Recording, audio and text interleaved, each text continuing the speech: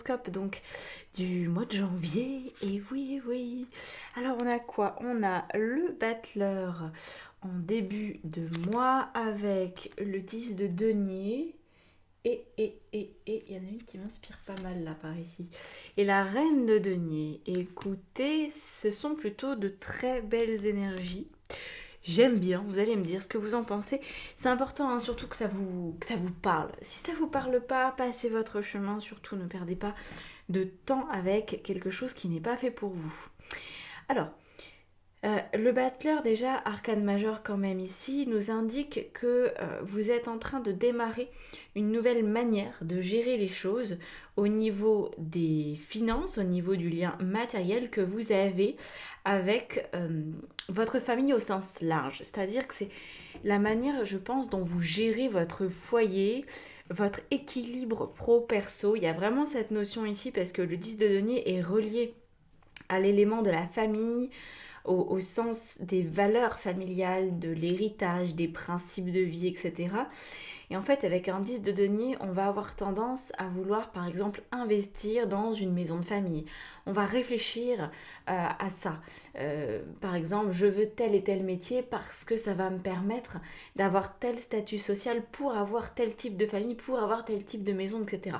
Ça peut sembler un peu superficiel comme énergie, hein, ça c'est vrai, mais c'est quand même l'idée d'avoir quelque chose à soi qui puisse être transmis, qui puisse avoir du sens, qui puisse refléter, on va dire, des choix de vie assez importants, hein, avec la reine de denier qui vient en plus appuyer encore plus ça. Donc c'est un début de mois où vous pourriez vous sentir dans une dynamique plutôt sympathique au niveau matériel, avec l'envie de, de donner votre couleur, de mettre la main à la pâte par rapport à ce que vous souhaitez apporter au foyer.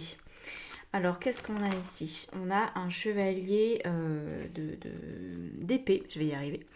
Alors, ce chevalier d'épée, il nous indique que vous aurez peut-être à communiquer votre point de vue avec clarté. Vous voyez, si par exemple, vous, ce que vous aimeriez pour vos enfants d'ici 10 à 20 ans, c'est leur transmettre un peu de patrimoine sous forme peut-être d'un bien immobilier, il faut que la personne avec qui vous vivez soit d'accord ou en tout cas, disons, ne soit pas contre vous. Vous voyez, il y a besoin peut-être de se faire conseiller, d'avoir déjà des éléments qui vont vous permettre de vous dire ah oui ok d'ici 10 à 20 ans c'est quelque chose qui est possible, c'est envisageable, c'est pas juste une lubie. Ça peut être pareil au niveau de votre carrière, de vous dire bon allez, je travaille encore 5 ans de cette façon. Au bout de 5 ans, je serai en capacité de demander une VAE, je serai en capacité de changer de métier ou d'être à la retraite. Peut-être que vous commencez, en fait, moi j'ai l'impression à réfléchir sur 5 à 10 ans minimum par rapport à ce que vous voulez apporter in fine en termes d'héritage. Je ne vous parle pas de votre mort prochaine, hein. Ne prenez pas mal les choses, mais voilà, je pense que vous réfléchissez à l'avenir. Surtout si vous avez des enfants, ça doit prendre, je pense, beaucoup de place. Et si vous souhaitez en avoir, ça peut aussi être quand même un élément qui est décisif, je pense, dans la balance. Voilà. Si par contre, admettons, vous êtes célibataire sans enfant, vous allez peut-être beaucoup plus réfléchir à l'aspect carrière et à ce que vous voulez avoir d'ici 10 ans, 20 ans peut-être. Ok ? Alors là, ce sont les énergies, comme je vous disais, de début de mois. Donc si ça vous parle, on continue. On va aller voir le challenge de ce mois de janvier. C'est de ne pas s'inquiéter. Peut-être qu'il y a des choses qui peuvent vous sembler assez complexes. Est-ce que c'est par rapport à ces projets, justement, vous vous dites, waouh, ok, je veux tel et tel truc, mais est-ce que je vais y arriver? Est-ce que j'en suis capable? Est-ce que la vie va me le permettre aussi? Est-ce que ça me correspond? Enfin bref, vous voyez, toutes ces pensées un petit peu perturbatrices que vous pourriez avoir dans le ciboulot qui peuvent passer. Donc le challenge, c'est de ne pas trop les écouter parce qu'on a l'as de denier. Donc vous restez vraiment dans cet axe de vouloir un renouveau professionnel, matériel, d'avoir quelque chose qui est satisfaisant sur du long terme pour votre foyer. Donc essayez de ne pas avoir peur. c'est peut-être plus facile à dire qu'à faire, mais en même temps, c'est la seule solution. Donc voilà, chacun gère ses peurs comme il le peut. Il y a plein de méthodes qui existent. Moi, personnellement, hein, la méditation, c'est un truc qui fonctionne bien. Aller voir un psy, ça fonctionne bien. Prendre du recul, ça fonctionne bien. Ne pas avoir peur de la vie, en fait. C'est ça qu'on vous dit ici. Parce qu'il y a peut-être une prise de risque. Peut-être que vous êtes en train d'investir matériellement dans quelque chose, que vous êtes en train par exemple de croire que vos enfants sont capables de faire des grandes études et vous êtes en train de miser un petit peu sur eux, de leur dire ok, je te donne ta chance, je te paye tes études et dans votre tête vous espérez qu'il va pas redoubler, vous voyez, que ça va bien se passer, que ça va pas s'éterniser. Donc vous pourriez avoir peur peut-être de payer, admettons, un truc cher du style une école de commerce ou ce genre de choses, de vous dire bon, allez, je fais ce sacrifice financier pour son bien-être, pour son bonheur, pour son avenir, mais j'espère sincèrement que ça va marcher, donc essayez de ne pas vous inquiéter. Moi je pense que ce tirage, il s'adresse à beaucoup de parents. C'est très papa-maman ce genre de tirage. Après, ça peut aussi être vous qui vous inquiétez pour vos propres projets. C'est possible. Mais je pense à 80% du temps, là, je m'adresse à des parents un petit peu inquiets pour leur progéniture et qui essayent de faire du mieux qu'ils peuvent, mais qui ne peuvent pas non plus s'empêcher complètement à ce stade de s'inquiéter. Donc le but du mois de janvier, c'est de réussir à se détendre. Peut-être, admettons, le premier semestre des études de vos enfants ne s'est pas passé aussi bien que ce que vous aviez envisagé, et que, vous voyez, vous vous dites, wow, est-ce que le deuxième semestre, ça va passer, ou est-ce que l'université va les rembarrer? Vous voyez, il y a un petit peu de ça. C'est peut-être vous aussi qui avez repris des études et vous vous dites est-ce que je vais aller au bout? Est-ce que ça va marcher? Est-ce que mes notes seront suffisamment bonnes pour passer? Voilà, on est dans ce cas de figure en tout cas. Donc ce qui va venir vous aider, je vous en ai déjà un tout petit peu parlé, mais vous voyez, le cavalier d'épée, il ressort pour la deuxième fois. Donc la communication, c'est vraiment la clé. Si vous avez une inquiétude, exprimez-la. Alors exprimez-la peut-être tout d'abord dans un cadre où vous êtes sûr de ne pas être jugé et où vous êtes sûr que ça ne va pas rajouter de l'huile sur le feu. Parce que si par exemple vous êtes inquiet pour votre gamin qui est à l'université et qui se la coule un petit peu trop douce à votre goût, et que vous lui dites de but en blanc c'est quoi ce bordel, je m'inquiète pour toi, je t'ai payé une école de commerce et puis tu fais comme si c'était un dû, je pense pas que ça aide. Ce terme ce style de discours ne va, je pense, pas vraiment aider, même s'il faut le dire, et peut-être pas de cette façon-là.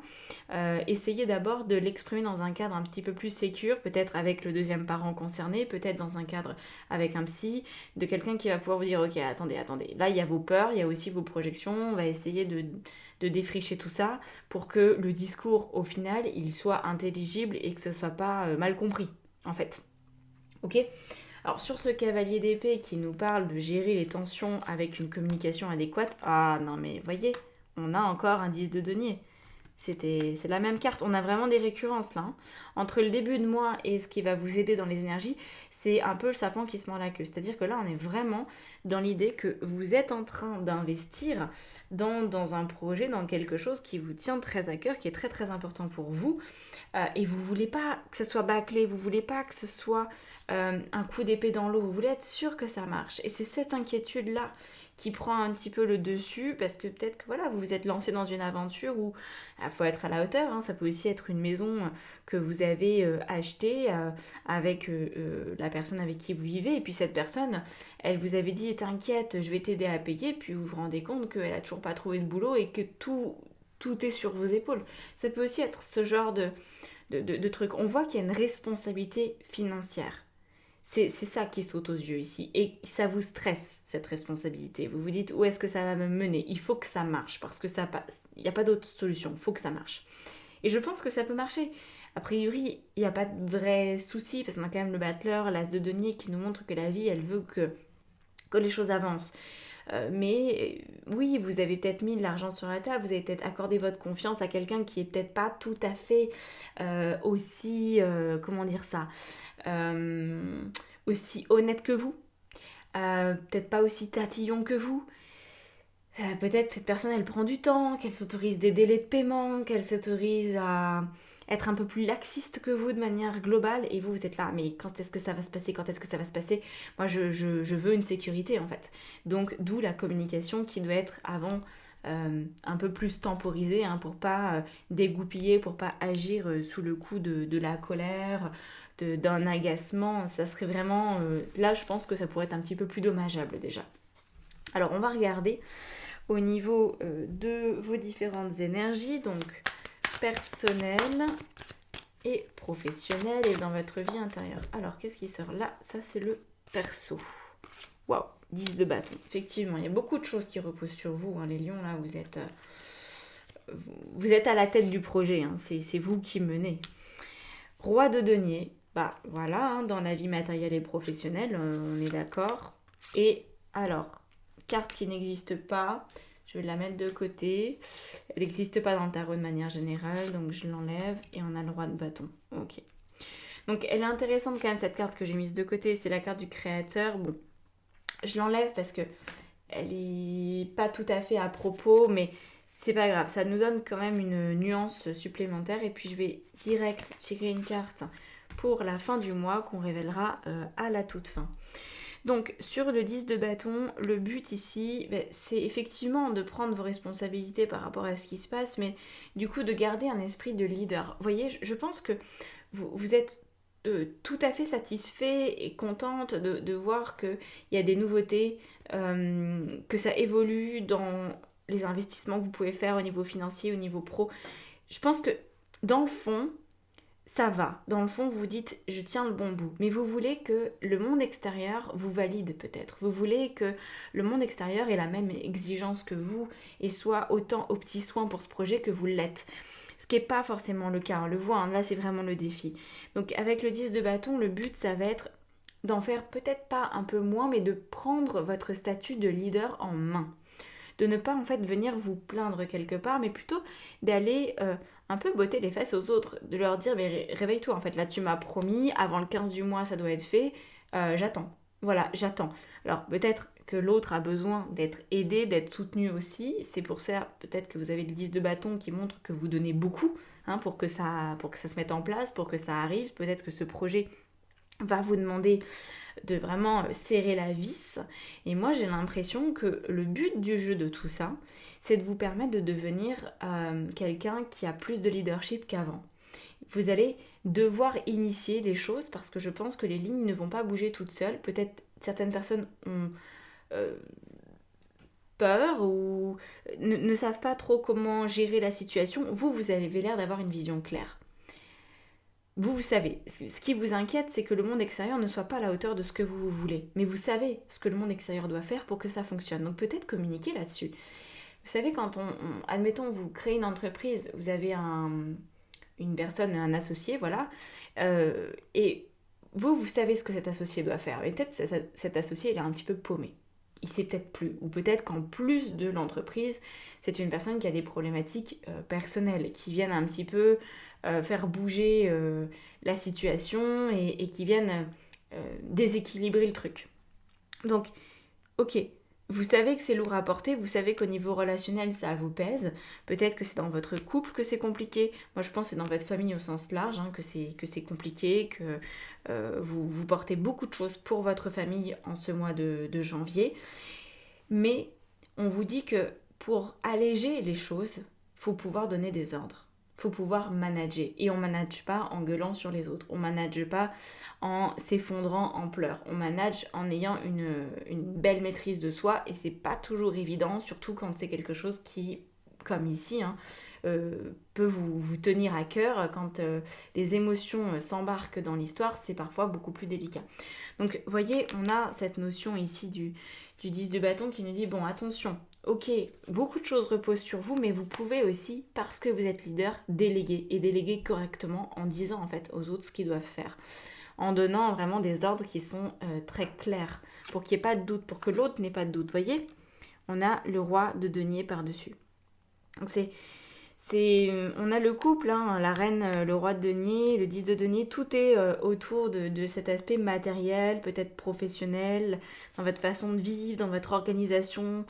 Voilà, votre entourage pour avancer et pour faire ce que vous attendez vraiment de lui a besoin d'ordre net et précis, d'une feuille de route.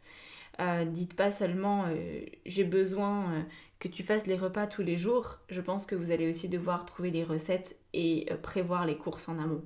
Et la personne va juste faire le repas. Admettons que ce soit ça, hein, que vous voulez avoir une autre organisation là pour le mois de janvier, parce que peut-être vous n'avez pas le temps de faire la nourriture, les repas, alors qu'à l'habitude vous le faites. Vous déléguez, mais en fait il faut briefer les autres. Surtout si, par exemple, ce sont vos enfants qui vont devoir prendre le relais, bah, va falloir être très précis dans les ordres donnés. Qu'est-ce qu'on a sur le roi de denier encore, hein, et ça se répète, hein, c'est pareil. Moi, je pense que le pro et le perso, ils sont très, très, très entremêlés pour ce mois de janvier. On a encore des deniers, décidément. Le 6 de denier cette fois-ci. Donc là, on nous montre bien que dans votre vie matérielle et professionnelle, c'est le même deal qu'au niveau perso. Pour moi, c'est pareil. En fait, il n'y a pas de distinguo. Il va falloir trouver un équilibre entre donner et recevoir et être capable de donner des ordres clairs, bien énoncés, concis, avec une trame, avec une feuille de route pour que les autres ne soient pas perdus et que les choses se passent au mieux. Ok ? J'ai l'impression que dans votre tête, tout ce qu'il y a à faire et on va dire pour les prochains mois, même les prochaines années, dans votre cerveau, c'est ultra clair. Vous savez quel résultat vous voulez obtenir. Mais pour les autres, c'est un petit peu plus de la bouillie. C'est beaucoup moins simple pour eux d'avoir ce côté visionnaire. Donc c'est à vous de transmettre votre vision et de le faire d'une manière qui est correcte.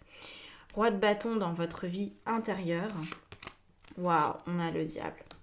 Alors là, voyez, c'est peut-être quelque chose que vous allez devoir travailler, trouver l'équilibre entre je donne des ordres et je fais confiance à l'autre quand même. Parce qu'avec le diable sur le roi de bâton, c'est la personne qui adore donner des ordres, qui est totalement décisionnaire, qui sait motiver ses troupes, qui fait les choses avec brio aussi. Hein. Sauf qu'avec le diable par-dessus, dans votre vie intérieure, vous pourriez parfois avoir l'impression d'être un goujat ou de mal parler aux autres. C'est peut-être qu'une illusion. Peut-être que vous avez un problème avec l'autorité, que vous la refusez pour vous-même, donc que vous avez du mal à faire preuve d'autorité envers les autres, c'est possible, ou que peut-être parfois vos ordres, ils sont clairs dans votre tête, mais que quand ça sort, quand vous les communiquez verbalement, c'est un petit peu n'importe quoi, parce que vous n'arrivez pas à admettre ce que vous avez vraiment en tête, ou vous vous dites ah non, ça va être mal pris, ça va être trop durement compris. Je ne pense pas, en vrai, je ne pense vraiment pas. Et dans une petite minorité aussi des cas, vous pourriez avoir un peu le pouvoir qui vous monte à la tête et dire, ah bah allez, tout le monde a la baguette. Ça va pas non plus être aidant. Essayez d'avoir une forme de management de votre famille et de votre vie pour ce mois de janvier qui soit à l'écoute, mais qui soit aussi très franc et très net, parce qu'il n'y a pas de temps à perdre. Je pense qu'il y a quand même, pour de vrai, des échéances, des choses qui ne peuvent pas attendre que les autres se mettent en mouvement le jour où ils l'ont décidé. Il faut quand même, vous voyez, mener le truc, pas perdre le cap. Et ça, c'est vrai que ça a l'air de dépendre de vous, hein, très nettement. Mais vous n'êtes pas obligé de devenir une personne désagréable pour donner des ordres. Vous pouvez faire preuve d'autorité avec bonté. C'est cet équilibre, je pense, à trouver. Et pour beaucoup, ça va être de vous autoriser à donner des ordres et à vous faire confiance à votre vision en vous disant, bon voilà, les autres peuvent se reposer sur moi parce que je sais où je vais. Est-ce que vous avez suffisamment confiance en vous pour vous le dire ? C'est un petit peu la question et je pense que c'est ce qui va être naturellement travaillé dans votre vie intérieure, de trouver l'équilibre entre la puissance et le pouvoir à l'intérieur de vous et surtout qu'est-ce que vous en faites, comment vous l'exprimez, comment vous le livrez aux autres. Alors, considérant tout ça, si vous faites ce travail de leadership, qu'est-ce qui se passe à la fin du mois ? Waouh, magnifique, on a le monde. Alors là, je vais devoir mettre, vous savez, une carte assez rapidement dessus pour pas avoir de problème. Bon, bah c'est celle-ci. La tempérance, très bien. Alors, qu'est-ce qu'on a ? Hop. Donc, le monde et la tempérance pour une fin de mois, écoutez, qui devrait vraiment être très très chouette parce que ça veut dire que votre monde va tourner rond, tout simplement. Hein. Avec la tempérance, c'est vraiment l'équilibre qui se trouve dans un nouveau cycle de vie, une nouvelle façon d'engager les choses et surtout, je pense qu'au niveau relationnel, ça va vraiment changer votre paysage. Vous n'aurez plus la même manière de demander les choses aux autres. peut-être les personnes qui ont été jusqu'à présent très très contrôlantes et peut-être un peu virulentes dans leur manière d'être leader vont s'adoucir et vont trouver un juste milieu. Et les personnes qui au contraire avaient du mal à communiquer fermement des ordres parce qu'elles avaient l'impression de passer pour quelqu'un de très très dictatorial, va se dire, en fait, si, je peux quand même donner des ordres, c'est pas pour autant que je passe pour une mégère ou le méchant de l'histoire. Ok? Donc voilà, ça c'est vraiment ce qui se trame en arrière-plan. Et je trouve que c'est plutôt sympathique en vrai. Ça devrait être un mois qui vous apprend beaucoup sur vous-même et qui vous permet en tout cas d'avancer. C'est quand même le but. C'est que ces projets sur du long terme que vous avez dans le cerveau, ils puissent se mettre en place au fur et à mesure du temps. Voilà pour vous les lions, j'espère que ça vous aura parlé. Alors n'hésitez surtout pas à liker, à commenter, à vous abonner si ce n'est pas déjà fait aussi, c'est un super soutien, n'oubliez pas de le faire. Et puis pour travailler avec moi, vous connaissez, enfin ou pas, mais tout est dans la barre d'informations en dessous de la vidéo pour guidance personnalisée, pour un appel découverte si vous voulez essayer le coaching, si voilà, justement vous avez peut-être besoin d'aide pour bien avoir les morceaux de votre puzzle et avancer correctement dans votre communication et tout ça. Et puis je propose aussi une formation en tarot, donc ça peut s'inscrire dans votre parcours de développement personnel. Voilà, je vous laisse là-dessus et je vous dis à bientôt. Très très bon mois de janvier à vous et belle année 2025. À bientôt, ciao ciao.